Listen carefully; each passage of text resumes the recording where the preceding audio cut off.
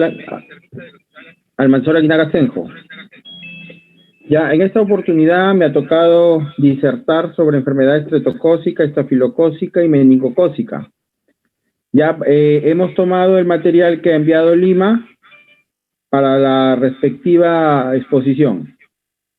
Bien, la siguiente, Fabricio es el que nos va a cambiar las diapositivas, ¿no? Este es el contenido. Vamos a ver sobre la microbiología, la patogenia, las manifestaciones clínicas, la metodología diagnóstica y el tratamiento. La siguiente. Bueno, vamos a primero hablar sobre enfermedad estreptocócica y estafilocócica. La siguiente. Bien. Cuando nosotros hablamos de este tema, tenemos que diferenciar las bacterias que son gram positivas y las que son gram negativas, ¿no? Si ustedes se concentran en la imagen, se dan cuenta que, por ejemplo, en las bacterias gram positivas, ¿no? Hay gran cantidad de péptidoglucano, ¿no? Por eso su capa es gruesa. En cambio, en los gram negativos, la capa es fina, ¿no? Además, hay que resaltar que los gram positivos no tienen membrana externa, a diferencia de los gram positivos, ¿no? Además, la pared celular es gruesa en los gram positivos y en los gram negativos es delgada y es fina, ¿no? Además, la presencia de lipopolisacáridos en los gram positivos, mejor dicho, en los gram positivos no hay y en los gram negativos sí.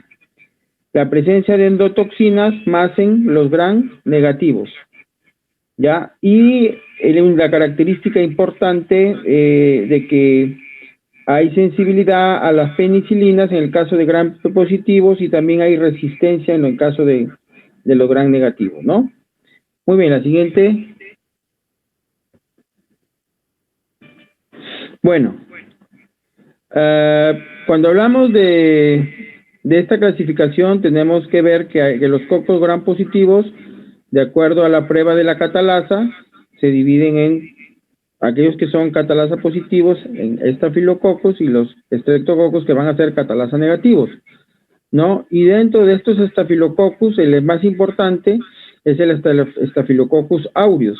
Pero también no debemos dejar de mencionar al Staphylococcus epidermidis, al Staphylococcus saprophyticus, ¿no? Y también, si hablamos de Streptococcus, hay que recordar que existe una clasificación de Langenfeld, en la cual vamos a tener los Streptococcus que son beta hemolíticos del grupo A, beta hemolíticos del grupo B, y los Streptococcus pneumoniae como el Streptococcus viridans, que más adelante hablaremos de cada uno de ellos. Muy bien, la siguiente. Bueno, las infecciones por Staphylococcus, ¿no? Se define como aquellas infecciones causadas por microorganismos que tienen forma de racimo de uvas, ¿no? Ahí viene el prefijo estáfilo, que significa racimo, ¿no? Hay más o menos unas 40 especies y muchas subespecies. Hay que recordar que son cocos inmóviles, son anaerobios, son facultativos, son gram positivos en racimos y no forman esporas.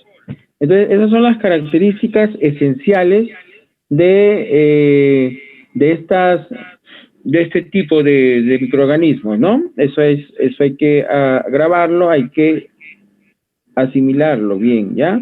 Muy bien, la siguiente. Bien. Bueno, la implicancia clínica es grande de este tipo de microorganismos, ¿no? Quienes hacemos medicina interna, infectología y especialidades relacionadas a la parte clínica, nos vamos a encontrar muchas veces con este tipo de invasiones. Por ejemplo, en el Staphylococcus aureus hay un alto riesgo, sobre todo en infecciones de tipo quirúrgicas, ¿no? y también en aquellas heridas que se causan en la piel. El Staphylococcus epidermidis invade cuando se rompe la barrera, ¿no? La barrera, en este caso de la piel, o cuando nosotros también realizamos un procedimiento de tipo invasivo, ¿no? Y el Staphylococcus saprophyticus, que suele asociarse a infecciones de tipo urinario. Muy bien, la siguiente. Bueno, en esta diapositiva es para aclarar que los estafilococcus están en forma de colonización o en forma infectante, ¿no? Entonces, aproximadamente 80% de la población está colonizado por estafilococos, pero de manera transitoria, ¿no? Y el 20 a 30% de manera permanente. Lo vamos a encontrar colonizando las fosas nasales, la garganta, el pironeo, las axilas y el recto. Pero también en el personal de salud, diabéticos y aquellos que son dializados, tienden a estar con mayor frecuencia colonizados. La siguiente. Bueno, hablar de la fisiopatología del Staphylococcus como del Streptococcus, ¿no? Es recordar que hay muchos mecanismos en los cuales ellos van a generar toxinas, ¿no? Toxinas que van a permitir su sobrevivencia, ¿no? Por ejemplo, así tenemos que la esfoliatina causa descascaramiento de la piel en el síndrome de la piel escaldada, ¿no? Que recuerden, esto es como un Steven Johnson o un gran quemado, ¿no? Se asemeja mucho.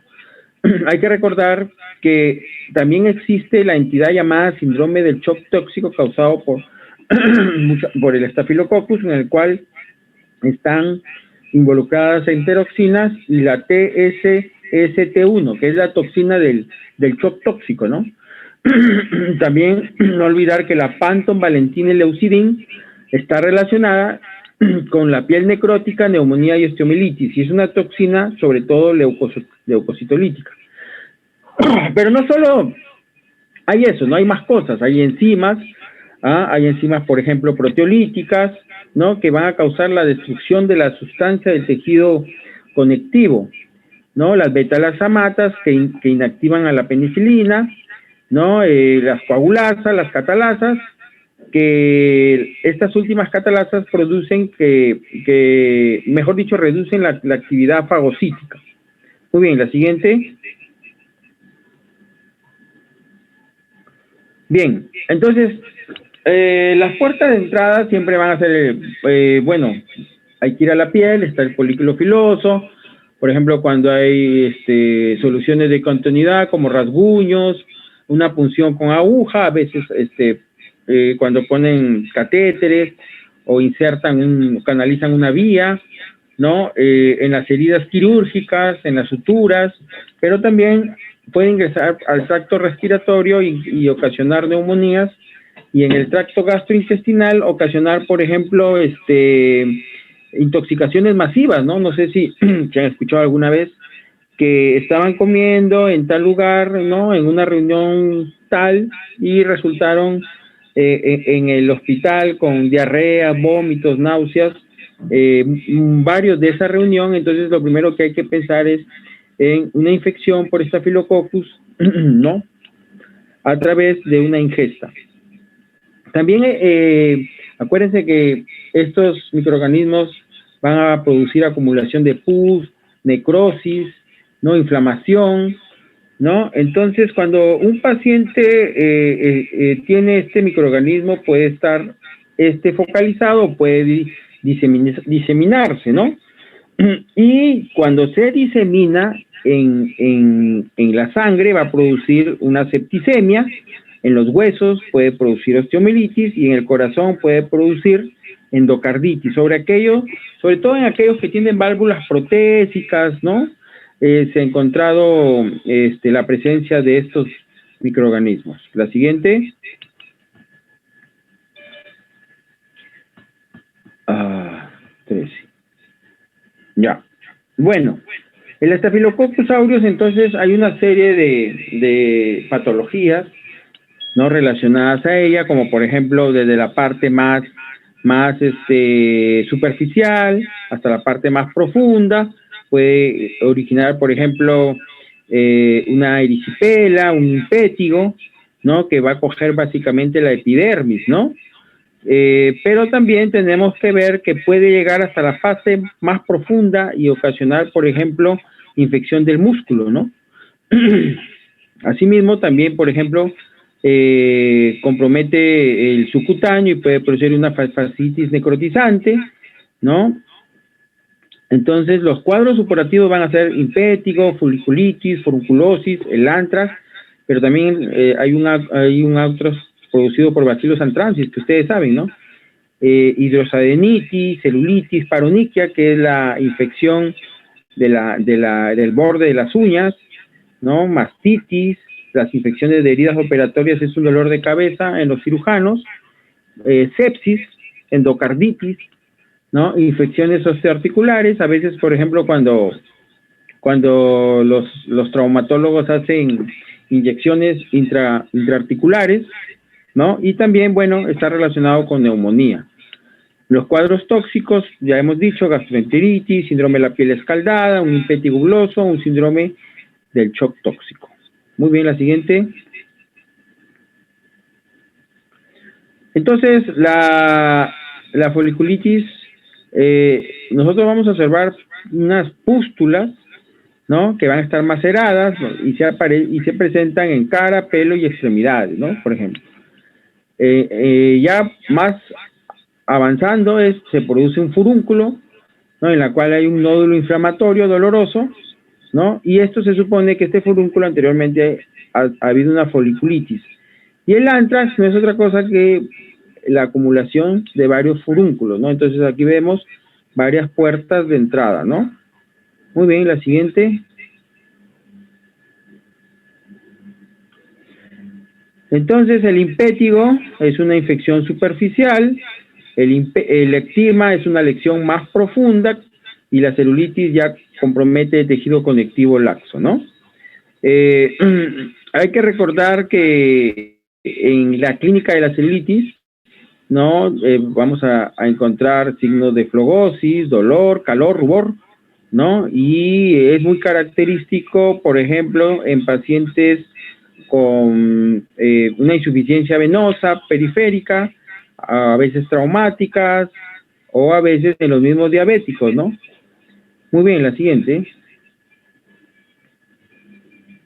Bueno, el síndrome del shock tóxico básicamente ustedes lo van a encontrar en pacientes generalmente que están en una unidad crítica, ¿no? En cuidados intensivos, ¿no?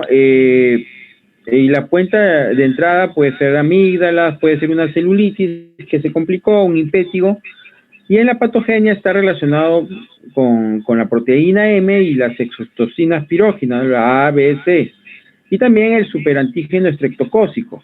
No se olviden de la TSST1 relacionado con el shock tóxico. Entonces, ¿qué va a producir? Hay una activación y proliferación de macrófagos y linfocitos, ¿no? El inicio va a haber fiebre, escalofríos, vómitos, diarrea, dolores musculares y erupción en la piel. La característica de este cuadro es que hay una rápida progresión y hay una disfunción multisistémica, eso es importante, ¿no? Muy bien.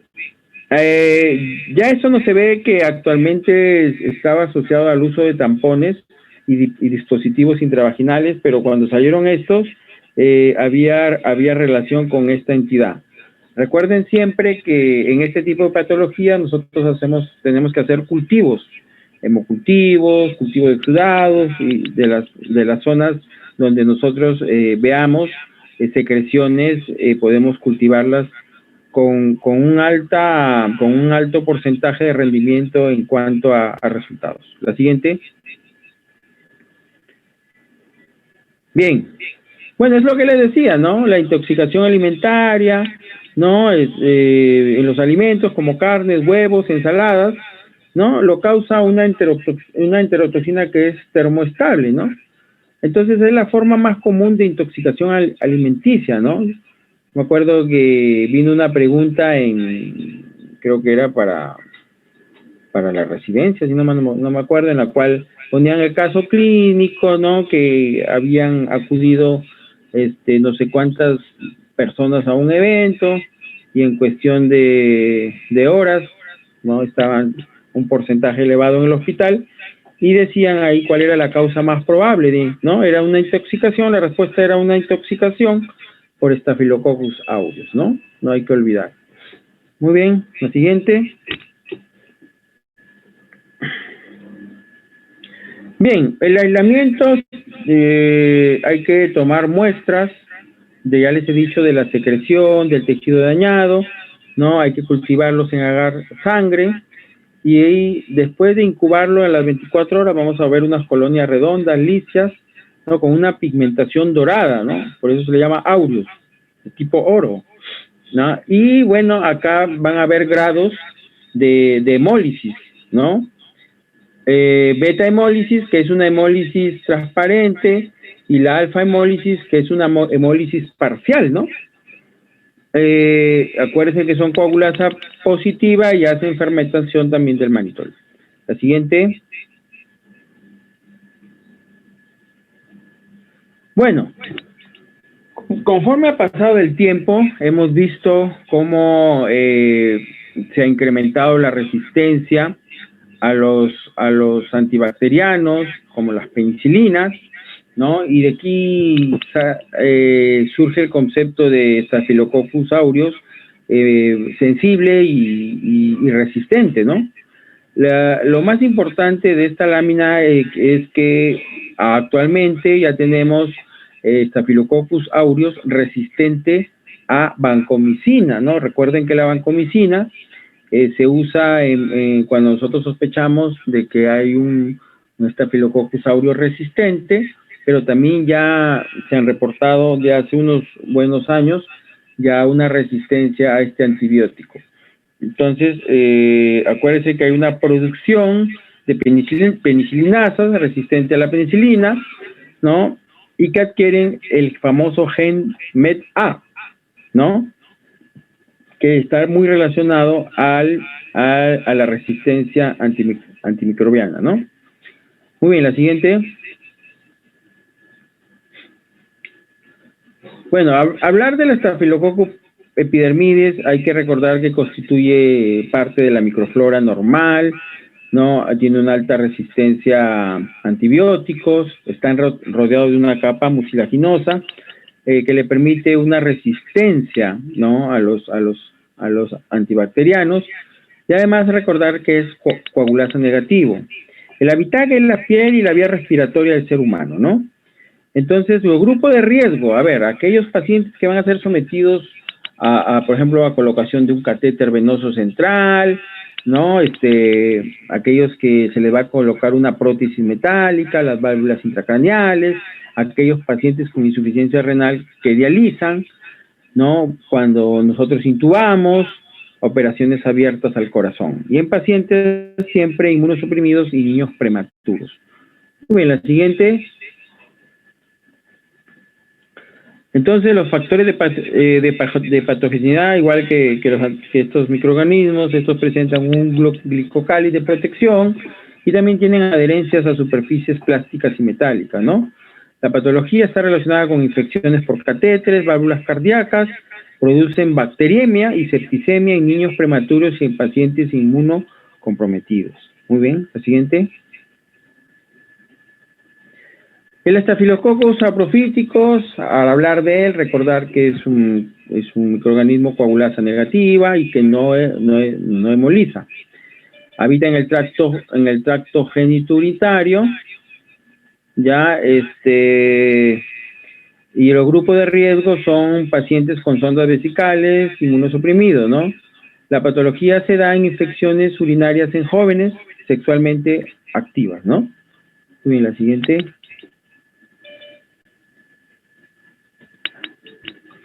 Bien, lo que estábamos hablando en cuanto a la Staphylococcus aureus sensible a meticilina, nosotros les vamos a dar antibióticos como oxacilina, dicloxacilina, clindamicina, van bien. Pero en en aquellos microorganismos que van a ser Staphylococcus aureus resistentes a meticilina, tenemos otras opciones, ¿no? Como por ejemplo la vancomicina, que todos ustedes saben que es un glicopéptido, que siempre le pregunto a los muchachos qué es la vancomicina y miran el techo, ¿no? Recuerden siempre que la vancomicina es un glicopéptido. La teicoplanina, recuerden que también es un glicopéptido. El linezolid, que es una oxacilinona, ¿no? La daptomicina, ¿no? Que son lipopéptidos ácidos. El quinoprustin daptopristin, que es un streptogramina. La rifampicina también se usa, pero ojo, no la usen sola, ¿ya? Porque puede generar mucha resistencia. Combínenla. La clindamicina, también muy utilizada, es una lincosamina. Y el ceftobiprole, que es una cefalosporina de quinta generación, ¿no? Si hay pocas lesiones, por ejemplo, en un impético, podemos utilizar mupirocina, ¿no? En la erisipela podemos utilizar la penicilina, la amoxicilina, y en la celulitis se usa mucho la dicloxacilina y las cefalosporinas de primera generación. Muy bien, la siguiente.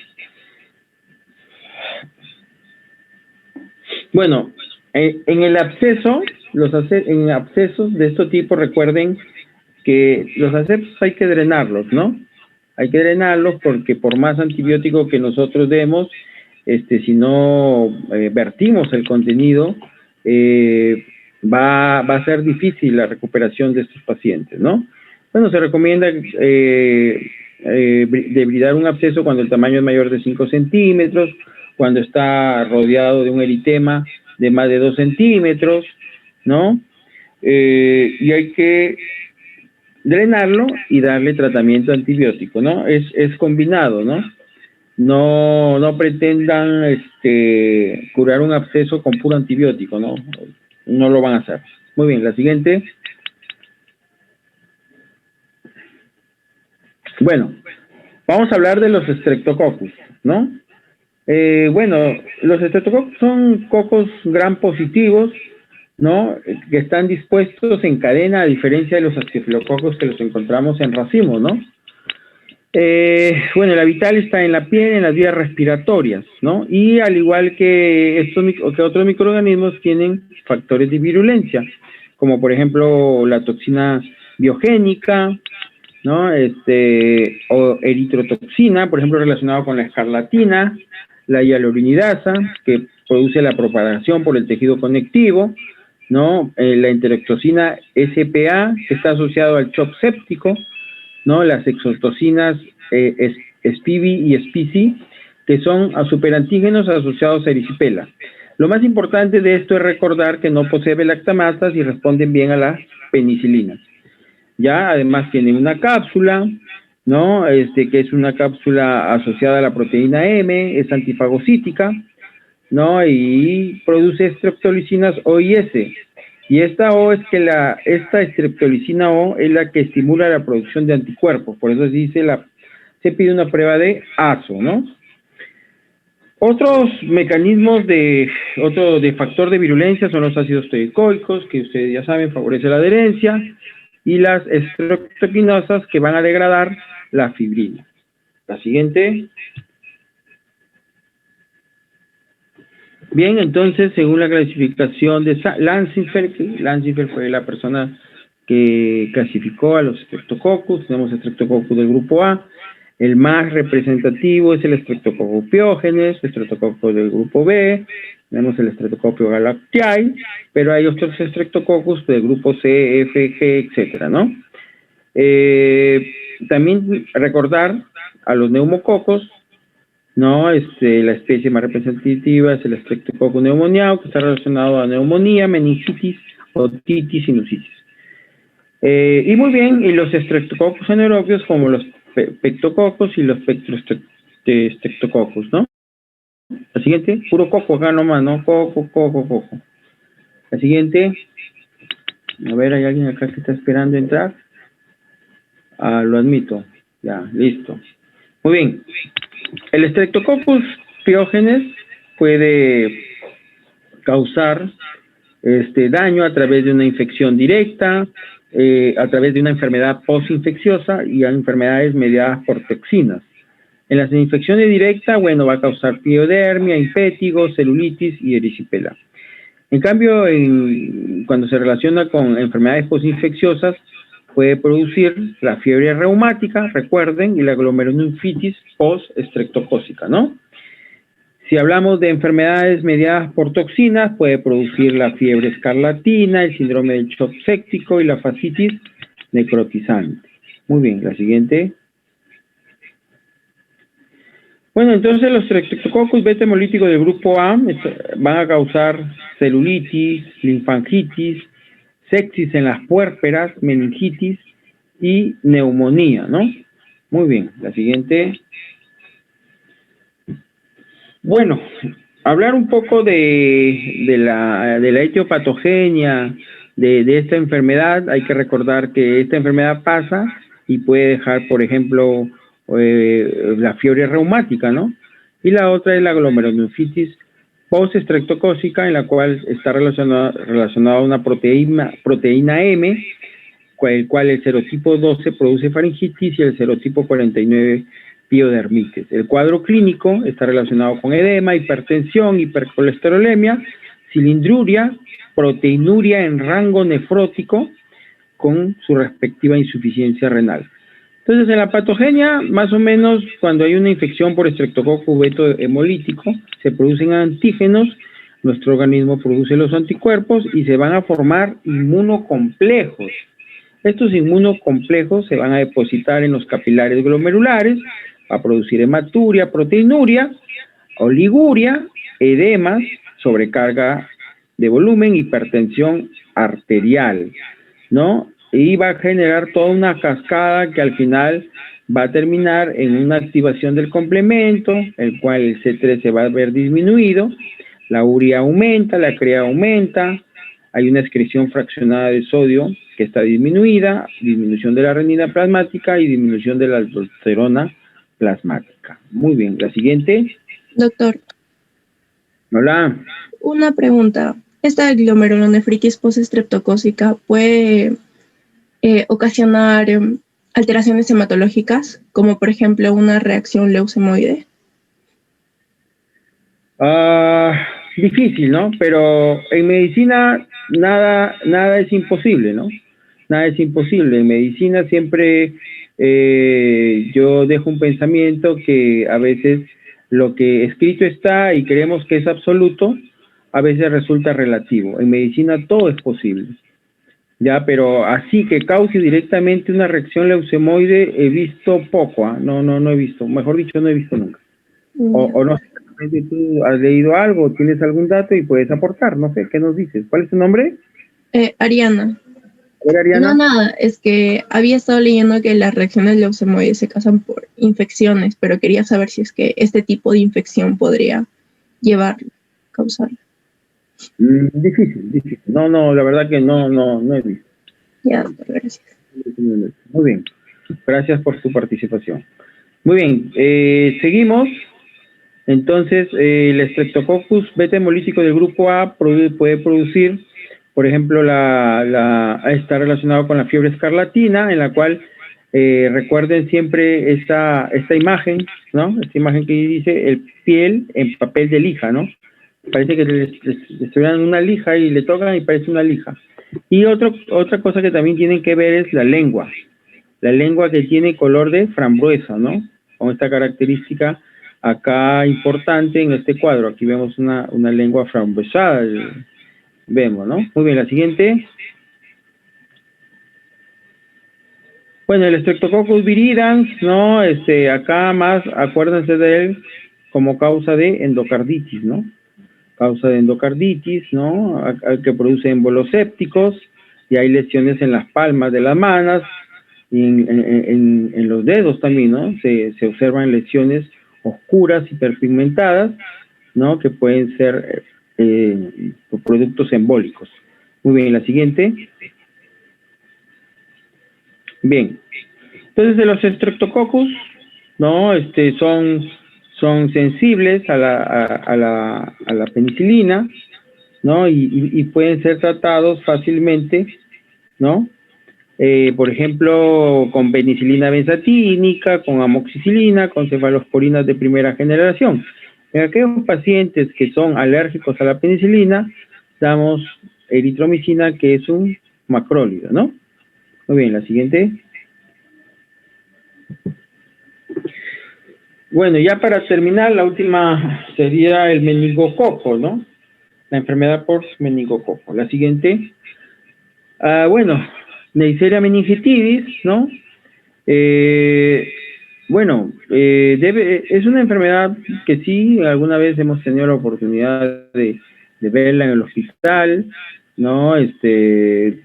Hay grupos de riesgo, ¿no? Que durante las epidemias son aquellos entre los 5 y 19 años, tiene una mortalidad no tan alta, pero sí hay que tener en cuenta de 2 al 7%, pero por ejemplo cuando hay sepsis esta mortalidad llega hasta el 70%, ¿no? Entonces hay que relacionarlo mucho con grupos hacinados y aquellos pacientes que están en condiciones sanitarias inadecuadas, ¿no? Y las vacunas proveen una protección por periodos limitados, ¿no? La siguiente. Bueno, como todos estos microorganismos tienen sus factores de virulencia, ¿no? Pero además hay que recordar que hay una transmisión de persona a persona por gotitas, por secreciones naríngeas, ¿no? Y hay portadores en los adultos del 5 al 11% y más del 25% en los adolescentes. El periodo de incubación va de 2 a 10 días, ¿no? Y el único reservorio, recuerden, siempre es el hombre. Los factores de virulencia, como muchos microorganismos, acá ellos tienen fimbrias, tienen lipoligosacáridos, tienen una cápsula polisacárida, ¿no? Una proteasa IgA, proteínas de membrana, plasmidos, proteínas de adquisición también, ¿no? Que producen unión al hierro. La siguiente. Bien. La clínica, bueno, recordar paciente con fiebre, con cefalea intensa, con trastorno del sensorio, letargia, vómitos y rigidez de nuca, ¿no? Entonces ustedes ahí tienen que sospechar en una probable meningitis. Aunado más aún si tienen fotofobia, yo creo que la sospecha clínica debe ser alta. También estos pacientitos pueden presentar convulsiones y sobre todo signos de irritación meningia. Bueno, podemos encontrar una intensa neutrofilia, ¿no? Pero también puede haber una respuesta inflamatoria como por ejemplo a la infección como edema cerebral y aumento de la presión endocraniana. También está relacionado con otras patologías pero menos comunes como artritis, neumonía, sinusitis, otitis media, endometritis, endocarditis y pericarditis. Pero lo que no deben olvidar es el cuadro neurológico que produce este microorganismo. La siguiente.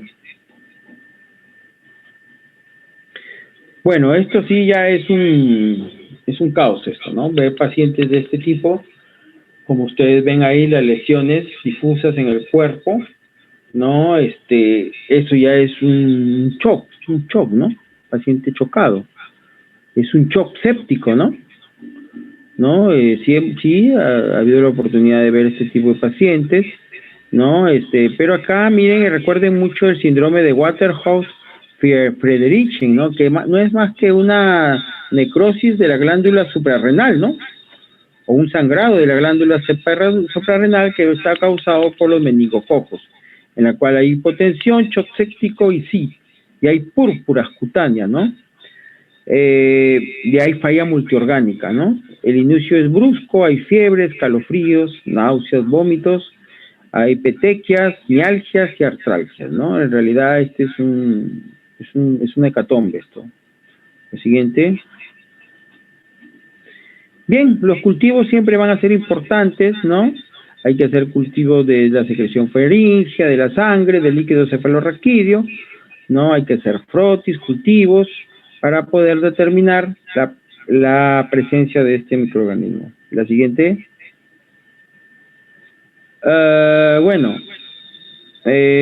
El tratamiento se basa en cefalosporina de tercera generación, ceftriaxona 2 gramos cada 12 horas, cefotaxima 1 gramo cada 8 horas, o también podemos dar cloranfenicol, ¿no? Siguiente. Bueno, la profilaxis. Entonces, hay que tener cuidado con este tipo de pacientes, ¿no? Porque podemos ser afectados, entonces hay que tener en cuenta que se debe realizar profilaxis en aquellos pacientes que tienen contacto repetido con familiares que están afectados de una meningitis, las personas que están en las guarderías, ¿no?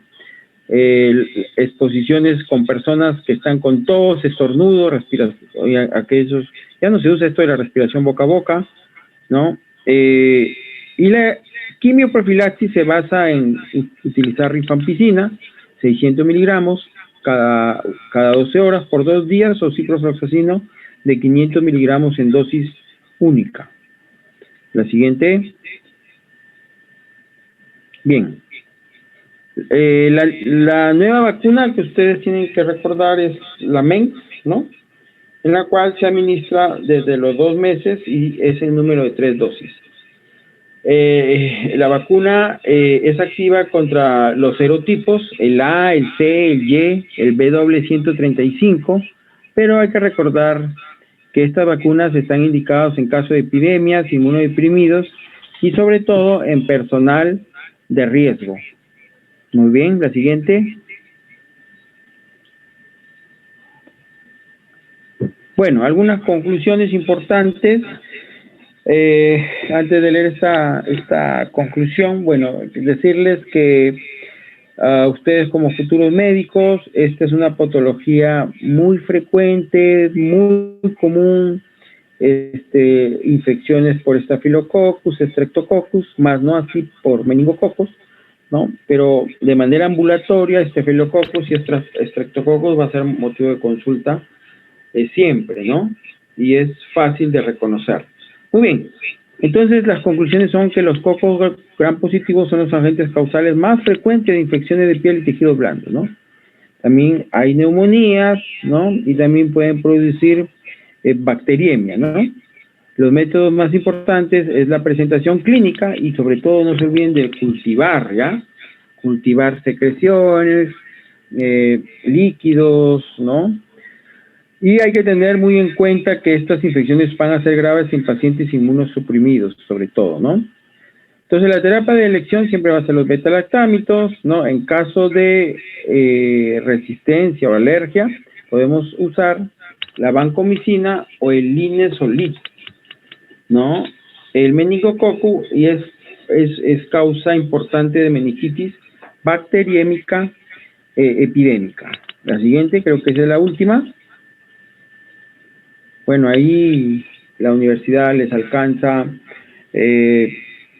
algunas fuentes bibliográficas que ustedes pueden revisar. Bien, bueno, he visto que son hoy día 58, no sé, creo que son 70, están todos, no sé. No sé si hay algún aporte, preguntas. Hemos utilizado el material que nos ha colgado la universidad para poder dilucidar, ¿no? Estos temas son muy amplios, bibliografía hay cualquier cantidad, pero yo creo que acá han focalizado de manera práctica y concisa para que ustedes no se mareen con tanta información que hay que revisar. Muy bien, ¿alguna pregunta de parte del público, de los muchachos, los jóvenes?